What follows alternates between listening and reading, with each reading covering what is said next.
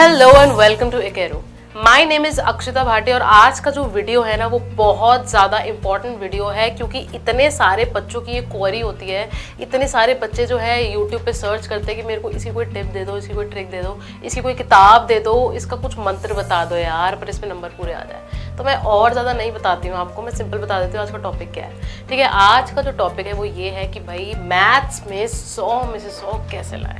मुझे पता है ये जो टॉपिक है ना और ये जो सब्जेक्ट है वो इतना ज़्यादा, क्या बोलूँ मैं, इतना ज़्यादा इसमें आपकी एनर्जी जाती है लेकिन उसके बाद भी आपको जो आउटपुट हो ना वैसा नहीं मिलता जैसा आप चाहते हैं। तो इसलिए आज की जो टिप्स है और आज की जो मैं आपको सब बताने वाली हूँ वो एकदम आपकी प्रूवन टिप्स है। मतलब इसके एकदम आपको विजिबल रिजल्ट्स नजर आएंगे, लेकिन उसके लिए ये टिप्स तो सुनना ज़रूरी नहीं है, लेकिन उसके बाद इसको इम्प्लीमेंट करना बहुत ज़रूरी है।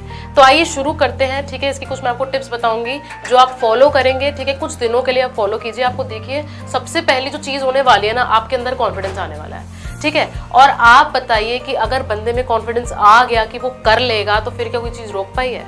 तो इसीलिए मैं आपको बताने वाली हूँ कि मैथ्स में आप बहुत अच्छे नंबर कैसे ला सकते हैं। तो सबसे पहली बात ये कि सबसे पहले तो बुक को देख के और नंबर ऑफ एक्सरसाइजेस को देख के, और उस एक्सरसाइज में अगर 20 क्वेश्चन है इसको देख के ना घबराइए मत। ठीक है, कोई बात नहीं यार, है तो क्या है। ठीक है, लेकिन और उससे इम्पोर्टेंट बात ये है कि ये जो सारे आपके टॉपिक्स वगैरह ना, इसको देख के घबराने से अच्छा ये है कि आप इसको एज अ होल मत देखिए कि हाँ इतना सारा करना है। नहीं नहीं नहीं नहीं, इसको ऐसे मत देखिए। आप ऐसा सोचिए कि इनको थोड़ा थोड़ा करना है। ठीक है, आज मुझे एक एक्सरसाइज करनी है या मुझे कल ये वाली एक्सरसाइज करनी है। ठीक है, आज मुझे इतना ही करना है। तो जब आप थोड़े थोड़े छोटे छोटे आप अपने गोल्स बनाएंगे ना, जब छोटे छोटे टारगेट्स बनाएंगे और उसे जैसे जैसे आप पूरा करते रहेंगे तो धीरे धीरे कॉन्फिडेंस आपका बढ़ता रहेगा बढ़ता रहेगा। ये नहीं कि आपने इतना बड़ा गोल कर लिया और फिर वो अचीव नहीं हो और फिर एकदम आपका दिल टूट के बैठ गया कि भाई अब मेरे से तो होगा ही नहीं। ठीक है, तो वो चीज़ मत कीजिए। ठीक है, तो छोटा छोटा करिए। ठीक है, और गोल को जो नहीं पहले थोड़ा थोड़ा छोटा छोटा करिए। तो पहली टिप तो ये थी। अब मैं आपको दूसरी टिप बताने वाली हूँ और वो क्या है, देखिए सबसे इम्पोर्टेंट बात ये है कि सिर्फ ये अगर कर लोगे ना, मैं आपको बताती हूँ कि आप उधर ही अपने 20 नंबर बढ़ा लोगे। सच में, मैं मेरी आपको बात झूठ लग रही होगी पर सच में 20 नंबर बढ़ा लोगे। कैसे? सबसे इम्पोर्टेंट बात, अगर आप कहीं पर ट्यूशन पे जाते हो या आप स्कूल में ही पढ़ते हो या आप कहीं पर भी पढ़ते हो, पर आपने जो भी पढ़ा है ना वो अगर आपने 1 घंटे की ट्यूशन ली है तो मेक श्योर कि आप घर में 1 और घंटा उसको दें। ठीक है, क्या करने में? आगे का पढ़ने में नहीं, जो आपने पढ़ा है ना एग्जैक्टली वही पढ़ने में। ठीक है, तो आपको हो सकता है कि मेरी बात बेकार लग रही हो कि भाई ये क्या, वहां पर पढ़कर आए घर पे वापस पढ़े, लेकिन आप बताइए जब आप उसे जो है बाद में कभी वापस पढ़ने की कोशिश करते हैं आपको समझ आता है? आपको नहीं आता समझ में, आप भूल जाते हैं, है ना। तो इसीलिए मैं आपको पहले ही बता दूं कि मैंने जो ये चीज़ देखी है कि भाई जब वो जो ट्यूशन में पढ़कर आते हैं और अगर उन्होंने घर पे बैठ के वो सेम चीज़ कर ली, जैसे एक रजिस्टर ट्यूशन का चलो है, दूसरा रजिस्टर होम ट्यूशन रजिस्टर, उसके अंदर आपने सेम चीज कर ली, जो एक्सरसाइज हुई है वही कर लिया, जो एग्जाम्पल हुआ है वही कर लिया, मैं आपको गारंटी से कह सकती हूँ कि अगर आप वो चीज आप 1-1.5 महीने में भूलते होंगे ना तो आप साल नहीं भूलेंगे।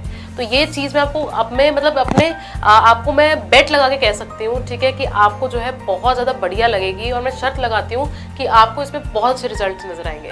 तो प्लीज़ जहाँ पे आप 1 घंटा देते हैं ना वहाँ 1 और घंटा दीजिए। वही पढ़ने में जो पढ़कर आए हैं उससे जो नहीं है आपके दिमाग में वो एकदम छापा, मतलब होता है ना जैसे इम्प्रिंट हो जाता है, वैसा हो जाएगा। तो इसीलिए आप उसको भूलेंगे नहीं, सबसे पहली बात ये। और अगर कॉन्सेप्ट में आपको वहीं पे कुछ गलती नजर आ रही है तो प्लीज़ मेक श्योर कि अगले ही दिन जाके पूछो। ठीक है, ताकि वो उधर ही क्लियर हो जाए, वो पाइल अप होके ना एकदम एंड में ना पता लगे। ठीक है, तो दूसरा टिप तो मेरा ये था। इसके बाद मैं एक चीज बताना चाहती हूँ वो ये कि अगर आपको कहीं पर कुछ समझने में प्रॉब्लम आती है, ठीक है, तो प्लीज उसे इग्नोर मत कीजिए, क्योंकि उसके बाद जब आप उसे इग्नोर कर देते हैं ना फिर वो डायरेक्टली पेपर में आपको दिखता है। फिर जब पेपर में दिखता है ना आपको समझ नहीं आता कि भाई हम क्या करें, है ना।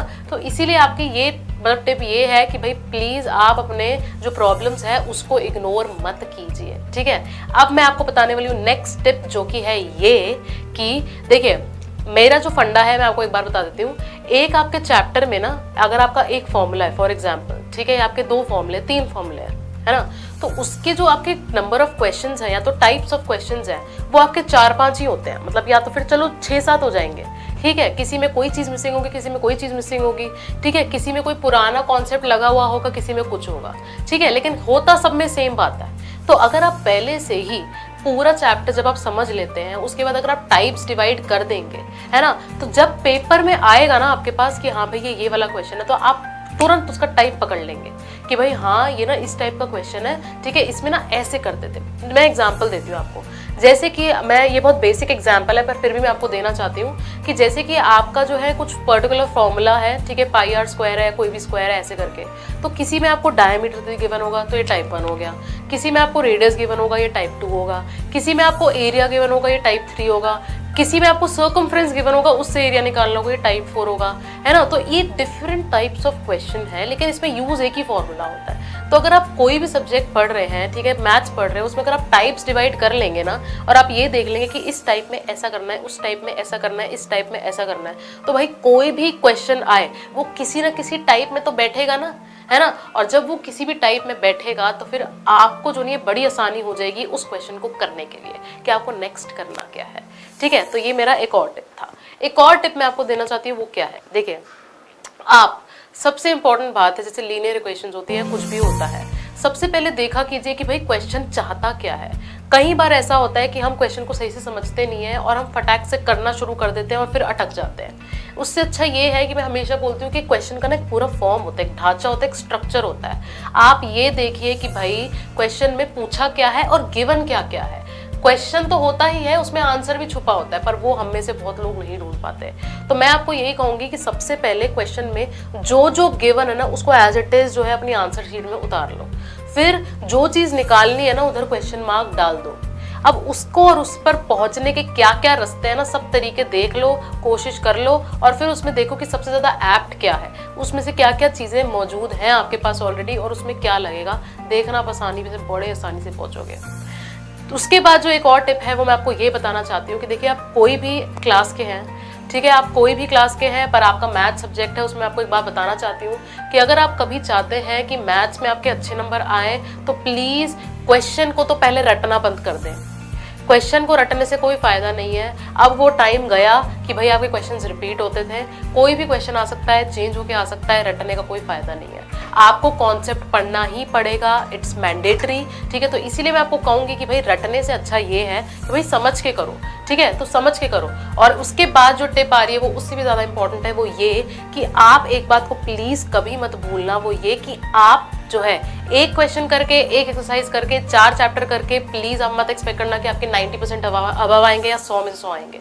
आपको जो है हर क्वेश्चन, ठीक है, और हर एग्जाम्पल अपने हाथ से निकालना है। मैं आपको अभी भी बोल सकती हूँ, अगर आप 12th में है, 10th में है, प्लीज एनसीईआरटी का एक एक क्वेश्चन विद एक एक एग्जाम्पल आपको कम से कम 3 बार एनसीईआरटी की बुक आपको चाटनी है। सच में मैं सही बोल रही हूँ, आपको चाटनी है, अपने हाथ से निकालना है, ठीक है। और उसके बाद अगर आप कोई भी रेफरेंस बुक ले रहे हैं, ठीक है, यूलाइक ले रहे हैं, कुछ भी ले रहे हैं, उसके बाद उसको भी कम से कम 2 बार करना है। मुझे पता है आपको बहुत मुश्किल लग रहा होगा, मैं जानती हूँ, लेकिन अगर आप मेरी टेक्निक अपनाएंगे, जैसे मैंने बोला कि 1 घंटा आप ट्यूशन में पढ़ते हैं, उसको 1 घंटा प्लीज आप दे दो घर में भी, एक ट्यूशन रजिस्टर, एक होम रजिस्टर। आपके दिमाग से जब वो चीज जाएगी ही नहीं तो आपको टाइम ही नहीं लगेगा वो 3 बार करने में। मानते हो कि नहीं?